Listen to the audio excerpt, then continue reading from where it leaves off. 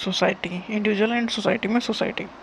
Society का मतलब क्या है? वर्ड जो सोसाइटी वो लिया गया है कहाँ से? लैटिन वर्ड सोशियस से। सोशियस का मतलब है कंपेनियनशिप या फ्रेंडशिप। तो सोसाइटी का वर्ड आया है सोशियस से, लैटिन वर्ड है सोशियस, उसका मतलब है कंपेनियनशिप या friendship. Society is a collection of people. Society is a collection of people in the same geographical area over a long period of time. Society का मतलब ये है कि लोगों का जो ग्रुप है वो बहुत लंबे टाइम से एक एरिया में रह रहा है, तो उस उन लोगों के ग्रुप को कहते हैं सोसाइटी, या वो लोग मिलकर बनाते हैं सोसाइटी। मतलब एक डेफिनेट एक एरिया में रह रहे हैं बहुत सारे लोग और बहुत लंबे टाइम से रह रहे हैं, मतलब उनका परमानेंट हाउस बन गया वो। Society is a group of mutually interdependent people who have organized. ये जो लोग हैं सोसाइटी के एक दूसरे के ऊपर इंटरडिपेंडेंट है, मतलब सोसाइटी काम के लिए तो एक दूसरे से मिलना ही होगा। Interdependent people who have organized in such a way as to share a common culture and have a feeling of unity. Society के लोगों के बीच में जैसे कल्चर एक कॉमन हो सकता है, फीलिंग ऑफ यूनिटी आएगी, क्योंकि एक सोसाइटी में रहने वाले लोग हैं तो यूनिटी तो आप कुछ टाइम बाद आ ही जाती है। सोसाइटी की वजह से उन्हें एक दूसरे से मिलना भी होता है, तो कहीं ना कहीं वो डिपेंडेंट भी है एक दूसरे के ऊपर कुछ चीज़ों में। इस सोसाइटी को डिफाइन किया है मैक्लेवर ने कि society is A web of social relationship. Society एक वेब है, एक जाल है, किसका? सोशल रिलेशनशिप का। Society is A web of social relationship, मतलब बहुत सारे रिश्ते होते हैं सोसाइटी में, आपस में लोग जुड़े होते हैं रिश्तों से।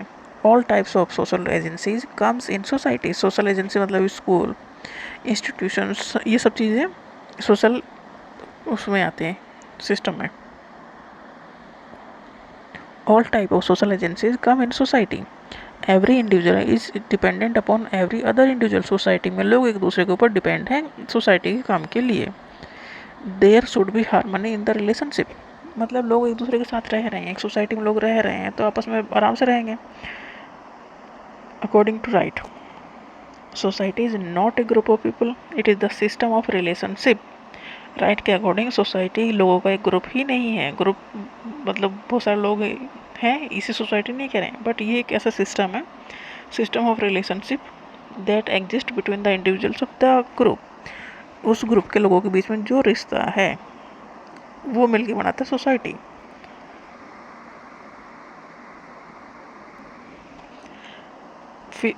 इम्पोर्टेंट फीचर्स या salient features of Indian society. Society के क्या फीचर्स हैं? इंडियन सोसाइटी मल्टीलिंगुअल सोसाइटी है, मतलब यहाँ पर कई लैंग्वेज बोलने वाले लोग हैं कि हमारी नॉर्थ की लैंग्वेज अलग है, साउथ में अलग टाइप की लैंग्वेज है, तो यहाँ जो इंडियन सोसाइटी है होती है वो मल्टीलिंगुअल सोसाइटी होती है। इन इंडियन सोसाइटी जो मल्टी रिलीजियस सोसाइटी, हमारे यहाँ हिंदू, मुस्लिम, सिख, बुद्ध, जैन ऐसे ही मानने वाले सब धर्म को मानने वाले लोग हैं, तो मल्टी रिलीजियस हो गए। मल्टीलिंगुअल भी है और मल्टी रिलीजियस भी है, कई धर्म भी है। Indian society is divided into caste system. Indian society को कास्ट सिस्टम में डिवाइड किया गया है। इंडियन सोसाइटी जो बैलेंस बनाती है बिटवीन इंडिविजुअलिज्म एंड कलेक्टिविज्म, मतलब खुद के ऊपर फोकस करना और ओवरऑल चीज़ों पर फोकस करना, मतलब ग्रुप के ऊपर फोकस करना, ये दोनों के बीच में बैलेंस बनाती है। मतलब इंसान खुद के बारे में सोचते हैं बट औरों के बारे में भी सोचते हैं, तो ये एक बैलेंस है। तो बैलेंस बनाती है society between individualism and collectivism.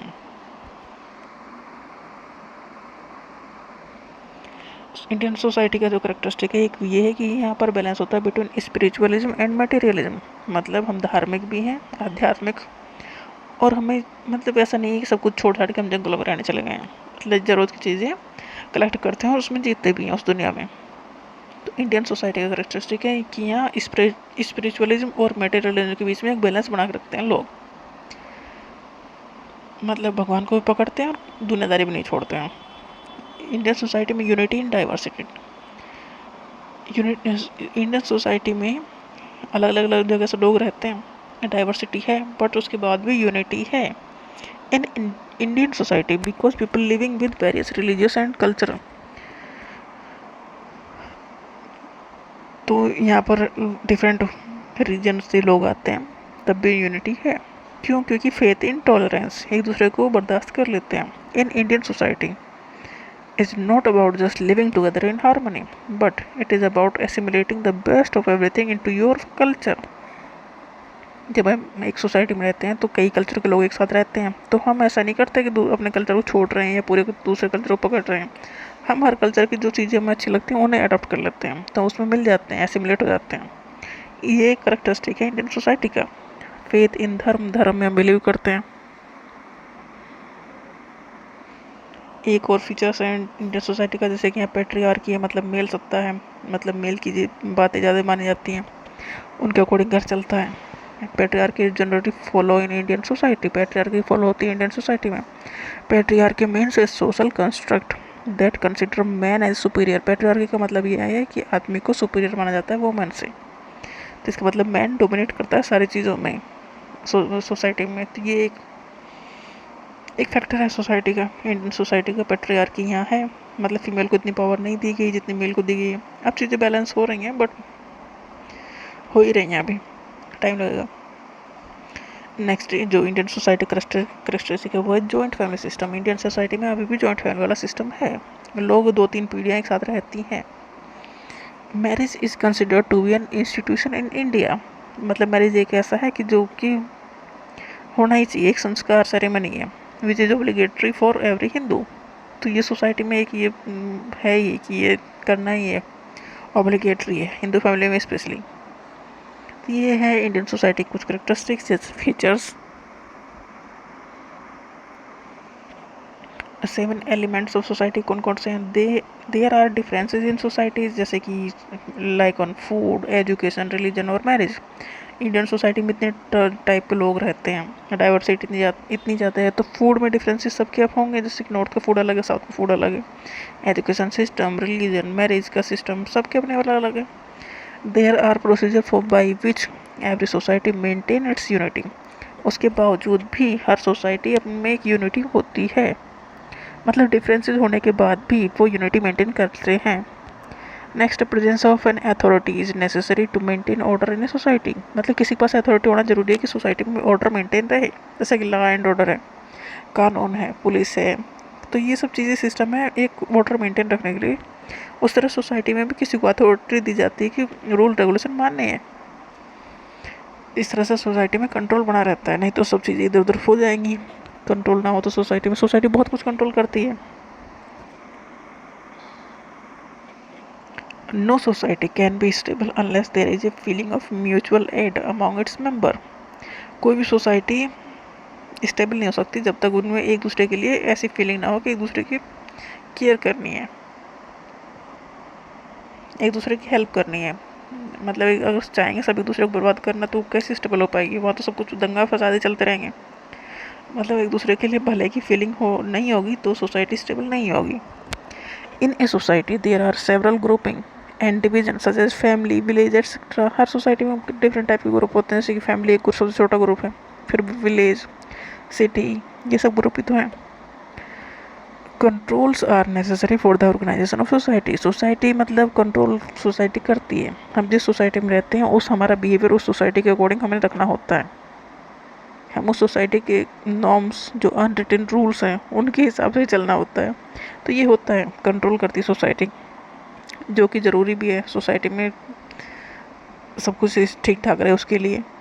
Liberty and control go together in society. Society में एक आज़ादी की लिमिट है, छूट भी दी गई है, और कंट्रोल भी कर लेती है सोसाइटी। मतलब आपका जो बिहेवियर है, जो आचरण है, जो बर्ताव है, उसे एक लिमिट तक छूट भी है, बट लिमिट से जब पार हुई तो कंट्रोल भी करती है सोसाइटी। सोसाइटी लोगों पर कंट्रोल करती है, सोशल कंट्रोल से कहते हैं। मतलब सोसाइटी भी कंट्रोल करती है लोगों के ऊपर। Next, nature of society. In a society individuals occupy specific roles and position. Society में हर एक इंसान का अपना स्पेसिफिक रोल होता है और उसकी उस रोल की एक पोजीशन होती है, उसे उसके अकॉर्डिंग काम करना होता है। जैसे कि हमारी कोई भी इंसान है, वो किसी का बेटा, किसी का भाई, किसी का हस्बैंड है, तो ऐसे ही हर किसी की एक पोजीशन है, सोसाइटी में भी एक पोजीशन है, उसका एक रोल है, उस पोजीशन के हिसाब से, उस रोल के हिसाब से उसे एक्ट करना होता है। Social structures like family, education, economy and religion together form the foundation of a society. Society की फाउंडेशन क्या है? फैमिली। फैमिली मिलके बनाएंगे ना सोसाइटी, बिना फैमिली तो सोसाइटी कैसे बनेगी? फैमिली है, फिर एजुकेशन है, फिर इकोनॉमी मतलब पैसा, इनकम कहाँ से आ रही है, क्या रिलीजन है, ये सब मिलके बनाते हैं, ये एक फाउंडेशन का काम करते हैं सोसाइटी बनाने में।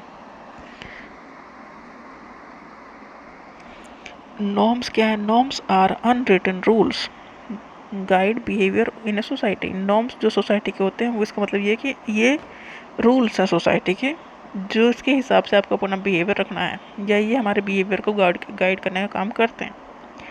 Culture is the set of shared belief, custom, tradition and language define a particular society. Culture क्या है? Culture is a set of shared belief, custom और tradition and language define a particular society. Society को define करने वाले features कौन से हैं? कि बिलीफ सिस्टम कैसा है इनका, कस्टम कैसे हैं, कैसी लैंग्वेज है। मतलब ये सोसाइटी टू सोसाइटी डिफरेंट हो सकती है, या सोसाइटी में भी अलग अलग ग्रुप के अलग अलग हो सकते हैं।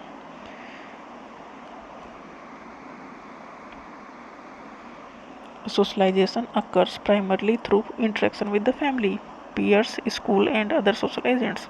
सोशलाइजेशन मतलब सोसाइटी में उठने बैठने का तरीका। बच्चों को कैसे सिखाया जाता है? तो अगर किसी बच्चे को जंगल में छोड़ देंगे तो ये वो यहाँ सोसाइटी में रहना नहीं सीख पाएगा। मतलब सोसाइटी में बच्चे रहना जब भी सीख पाते हैं जब वो सोसाइटी में रहते हैं।